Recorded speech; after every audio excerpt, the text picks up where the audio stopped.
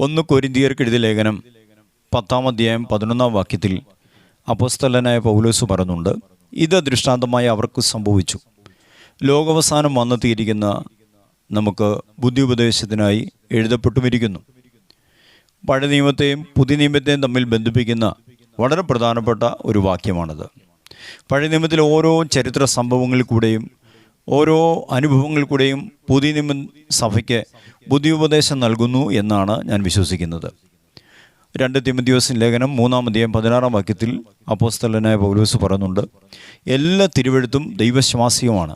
പഴയ നിയമമെന്നോ പുതിയ നിയമമെന്നോ വ്യത്യാസം കൂടാതെ പരിശുദ്ധാത്മാവിനാൽ എഴുതപ്പെട്ട ഓരോ വചനങ്ങളിൽ കൂടെയും ദൈവത്തിൻ്റെ സഭയ്ക്ക് ഇന്ന് ജീവിച്ചിരിക്കുന്ന ദൈവമക്കൾക്ക് ആത്മീയമായ സന്ദേശം നൽകുവാൻ കഴിയും എന്നാണ് ഞാൻ വചനത്തിൽ നിന്ന് വിശ്വസിക്കുന്നത്.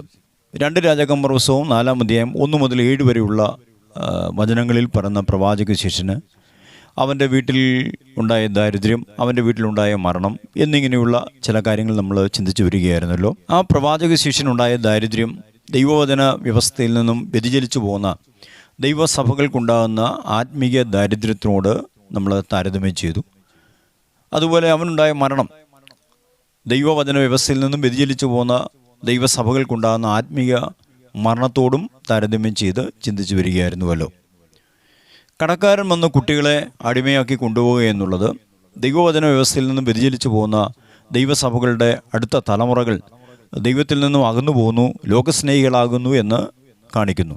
യോഹന്നാൻ്റെ സുവിശേഷം 10-ാം അധ്യായം 10-ാം വാക്യത്തിൽ തിരുവെഴുത്ത് ഇങ്ങനെ പറയുന്നുണ്ട്, അറുപ്പാനും മുടിപ്പാനും മോഷ്ടിപ്പാനും അല്ലാതെ കള്ളൻ വരുന്നില്ല, എന്നാൽ ജീവനുണ്ടാകുവാനും സമൃദ്ധമായ ജീവനുണ്ടാകുവാനും അത്രേ യേശു കർത്താവ് വരുന്നത്. ഒരു വ്യക്തിയോ ഒരു കുടുംബമോ ഒരു പ്രാദേശിക ദൈവസഭയോ ദൈവത്തിൻ്റെ വചനത്തിൻ്റെ വ്യവസ്ഥയിൽ നിലനിൽക്കുന്നുവെങ്കിൽ ദൈവം ഒരു മതിൽ പോലെ ആ വ്യക്തിയെയും അല്ലെങ്കിൽ ആ കുടുംബത്തെയും ആ പ്രാദേശിക സഭയെയും ചുറ്റി സംരക്ഷിക്കുന്നുവെന്ന് അബ്രഹാമിൻ്റെ ചരിത്രത്തിൽ കൂടെ നാം വായിക്കുവിടായിരുന്നു. വെളിപ്പാട് പുസ്തകം പറയുന്നുണ്ട്, ഓരോ ദൈവ സഭകൾക്കും ഓരോ ദൂതന്മാരുണ്ട്. എന്നാൽ ഏതൊക്കെ കാലഘട്ടത്തിൽ ഏതൊക്കെ സമയങ്ങളിൽ ദൈവത്തിൻ്റെ വചന വ്യവസ്ഥയിൽ നിന്നും ദൈവജനം വ്യതിചലിച്ചു മാറിപ്പോകുന്നുവോ അപ്പോഴൊക്കെയും ഈ ദൈവിക സംരക്ഷണം ഇല്ലാതെയാകുകയും പിശാച് അറപ്പാനും മോഷ്ടിപ്പാനും വരുന്ന പിശാച് അകത്ത് കയറുകയും ചെയ്യുന്നു. അതാണ് സംഭവിച്ചുകൊണ്ടിരിക്കുന്നത്. കർത്താവായ യേശു ക്രിസ്തുവിൻ്റെ വീണ്ടും വരെയും ദൈവസഭ ശക്തിയോടെ വളരണമെന്നും നിത്യജീവന നിയമിക്കപ്പെട്ട സകലരും യേശു ക്രിസ്തുവിലേക്ക് കൊണ്ടുവരണമെന്നാണ് ദൈവത്തിൻ്റെ സഭയെക്കുറിച്ചുള്ള ദൈവിക പദ്ധതി. എന്നാൽ ദൈവത്തിൻ്റെ വചന വ്യവസ്ഥയിൽ നിന്നും ദൈവസഭകൾ വ്യതിചലിക്കുന്നതോടുകൂടെ ദൈവ സാന്നിധ്യം ഇല്ലാതെയാകുകയും ആത്മീയമായ നന്മകൾ പിശാച് മോഷ്ടിച്ചുകൊണ്ട് പോവുകയും ചെയ്യുന്നു. അത് ലവോദിക്യ സഭയുടെ കാലഘട്ടത്തിൽ മാത്രമല്ല, ഇന്നും അത് സംഭവിച്ചുകൊണ്ടിരിക്കുകയാണ്. എന്നാൽ ആത്മീയമായ തകർച്ചകൾ നടക്കുന്നു എന്ന് തിരിച്ചറിയുന്നുവെങ്കിൽ ദൈവസഭകൾ കർത്താവിലേക്ക് മടങ്ങി വരുമ്പോൾ അതൊരനുഗ്രഹമായി ദൈവം മാറ്റുകയാണ്. ഇവിടെ കടക്കാരൻ വന്ന് തൻ്റെ കുഞ്ഞുങ്ങളെ അടിമയാക്കാൻ വന്നപ്പോൾ ആ വിധവയായ ആ സ്ത്രീയെ പ്രവാചക ശിഷ്യൻ്റെ ഭാര്യ അവർ 2 കുഞ്ഞുങ്ങളുമായി പ്രവാചകൻ്റെ അടുക്കിലേക്ക് ഓടിപ്പോവുകയാണ്. ഒരു നിലവിളിയോടെ അവൻ്റെ അടുക്കൽ വന്നു.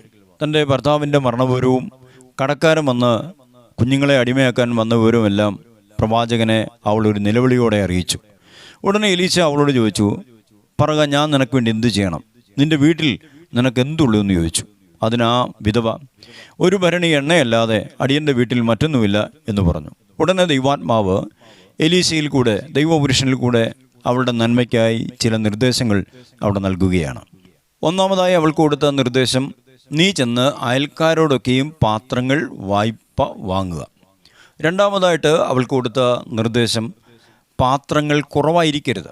മൂന്നാമതായിട്ട് അവൾക്ക് കൊടുത്ത നിർദ്ദേശം, പിന്നെ നീയും നിൻ്റെ മക്കളും അകത്ത് കയറി വാതിലടച്ച് പാത്രങ്ങളിലൊക്കെയും പകർന്ന് നിറഞ്ഞത് ഒരു ഭാഗത്ത് മാറ്റിവെക്കുക. ഇങ്ങനെ 3 വ്യത്യസ്തമായ നിർദ്ദേശങ്ങളാണ് ദൈവത്തിൻ്റെ ആത്മാവ് അവളുടെ നന്മയ്ക്കായി പ്രവാചകനിൽ കൂടെ നൽകിയത്. അയൽക്കാരോടൊക്കെയും പാത്രങ്ങൾ വായ്പ വാങ്ങി അതിലാണ് അവൾ എണ്ണ നിറച്ചെടുക്കേണ്ടത്. എന്തുകൊണ്ടാണ് ഇപ്രകാരം ഒരു നിർദ്ദേശം പ്രവാചകനിൽ കൂടെ ദൈവാത്മാവ് നൽകിയത്? കടക്കാരൻ വന്ന് കുട്ടികളെ അടിമയാക്കാൻ ശ്രമിച്ചതോടുകൂടെ ആ വീട്ടിലുണ്ടായ ദാരിദ്ര്യത്തെ അയൽക്കാരെല്ലാം അറിഞ്ഞിട്ടുണ്ട്. അവളുടെ ദാരിദ്ര്യം അറിഞ്ഞ അയൽക്കാരെല്ലാം തന്നെ അവൾക്കുണ്ടാകുന്ന സമൃദ്ധിയെയും അറിയണമെന്ന് ദൈവം ആഗ്രഹിച്ചു.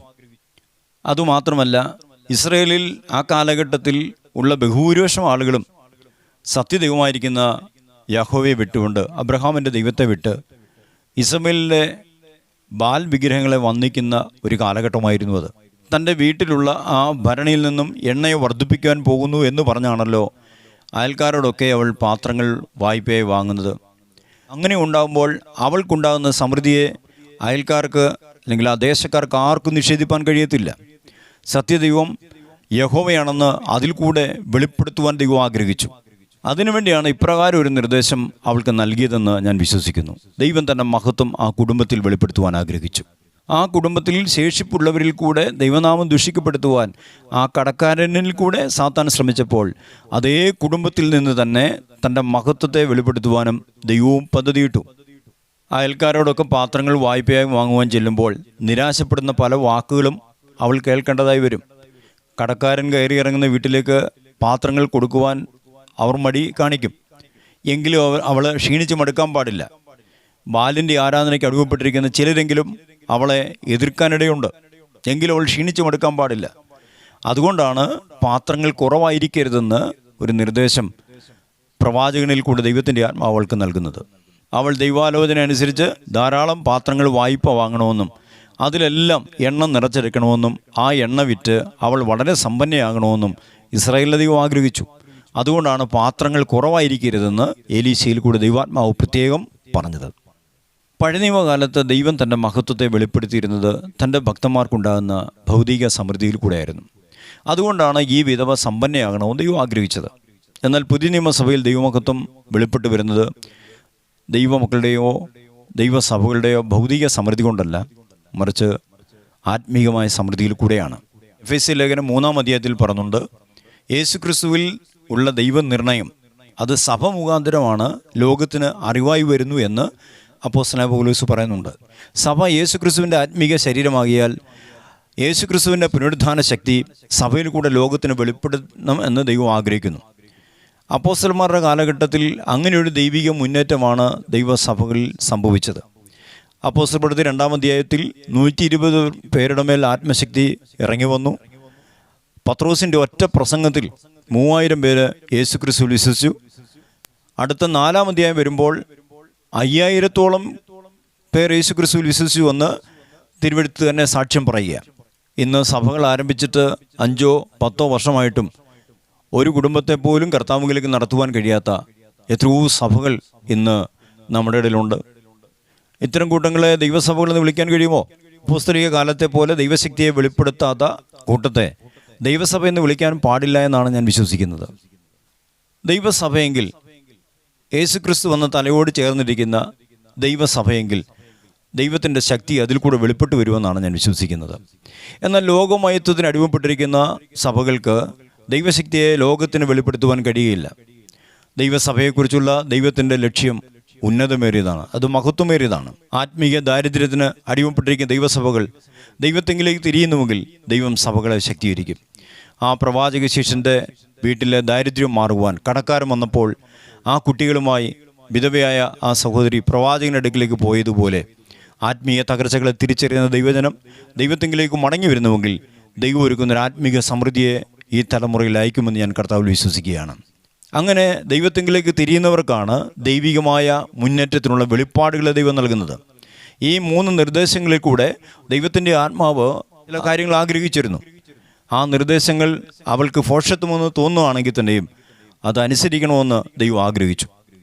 മുന്നേറ്റത്തിനായ വെളിപ്പാടുകൾ നമുക്കും തരുമ്പോൾ ഒരുപക്ഷെ നമ്മുടെ ബുദ്ധിക്ക് അല്ലെങ്കിൽ മറ്റുള്ളവർക്ക് അത് ഭോഷത്വമെന്ന് തോന്നുമെങ്കിലും നാം ദൈവത്തെ പൂർണ്ണമായി അനുസരിക്കുമ്പോൾ ദൈവം തൻ്റെ മഹത്വം, തൻ്റെ സമൃദ്ധിയെ, ആത്മീയ സമൃദ്ധിയെ തന്നെ നമ്മുടെ നടുവിൽ വെളിപ്പെടുത്തും. ഈ തലമുറ ദൈവമഹത്വം കാണും. അതിനുവേണ്ടി നമുക്ക് പ്രാർത്ഥിക്കാം. ദൈവിക നിർദ്ദേശത്തെ പൂർണ്ണമായി നമുക്ക് അനുസരിക്കാം.